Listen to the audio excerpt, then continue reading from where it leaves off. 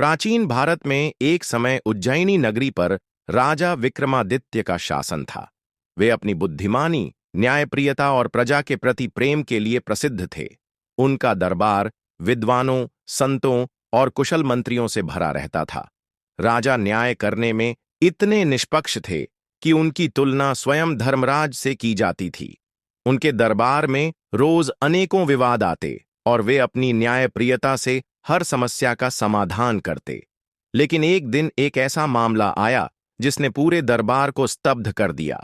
ऐसी ऐतिहासिक और प्रेरणादायक कहानियां सुनने के लिए अभी सब्सक्राइब करें TKR जोक्स यूट्यूब चैनल। एक सुबह राजा विक्रमादित्य अपने दरबार में विराजमान थे। तभी दो महिलाएं रोती बिलखती उनके दरबार में पहुंचीं। दोनों ही राजा के सामने आकर गिड़गिड़ाने लगीं और एक ही बात कहने लगीं। राजन, ये बच्चा मेरा है, ये स्त्री झूठ बोल रही है।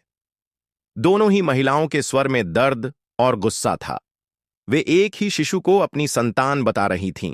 दरबार में बैठे मंत्री, सैनिक और दरबारी आश्चर्यचकित हो गए। राजा विक्रमादित्य ने अपनी मुद्रा गंभीर कर ली और बोले, तुम दोनों शांति से अपनी बात कहो। पहले यह बताओ कि यह विवाद कैसे उत्पन्न हुआ। महिलाओं की आपबीती पहली महिला ने कहा, राजन, मैं इस बच्चे की असली मां हूं। इसने आधी रात में मेरे सोते समय मेरा बच्चा चुरा लिया और अब इसे अपना बता रही है। दूसरी महिला ने तुरंत विरोध किया, नहीं राजन, यह झूठ बोल रही है। यह बच्चा मेरा है। यह स्वयं इसे मेरे घर से चुरा लाई है और अब झूठा आरोप लगा रही है।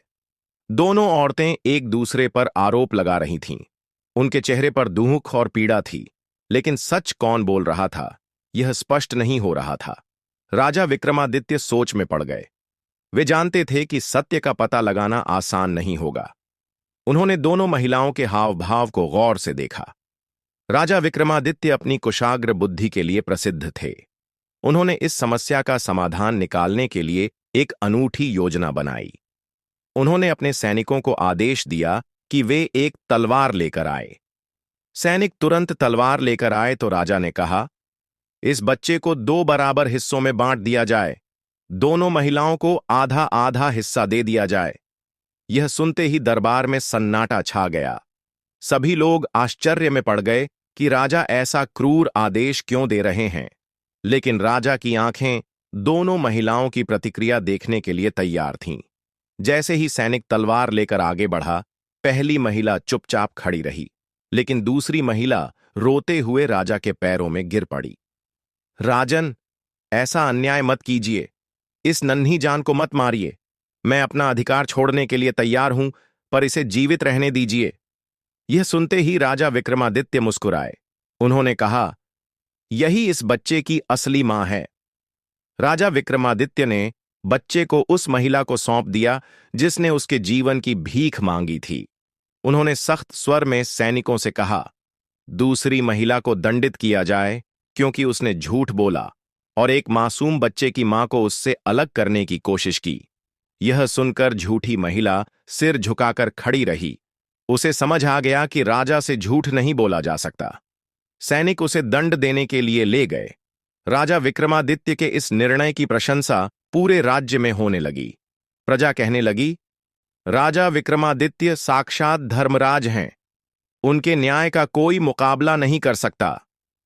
इस तरह राजा विक्रमादित्य ने अपनी बुद्धिमत्ता और न्यायप्रियता से न केवल एक मासूम बच्चे की जान बचाई, बल्कि सत्य और धर्म की विजय भी सुनिश्चित की। इस कहानी से हमें यह शिक्षा मिलती है कि सच्चे प्रेम और ममता की कोई परीक्षा नहीं होती। मां का प्रेम निस्वार्थ होता है और सच्चाई को कभी भी छिपाया नहीं जा सकता। राजा विक्रमादित्य की बुद्धिमत्ता और न्यायप्रियता हमें सिखाती है कि किसी भी समस्या का समाधान धैर्य, सूझबूझ और निष्पक्षता से किया जा सकता है। सत्य की हमेशा जीत होती है और असत्य को एक न एक दिन हारना ही पड़ता है। अगर आपको यह कहानी पसंद आई तो हमारे YouTube चैनल TKR जोक्स को अब भी सब्सक्राइब करें और हर दिन नई रोचक कहानियों का आनंद लें।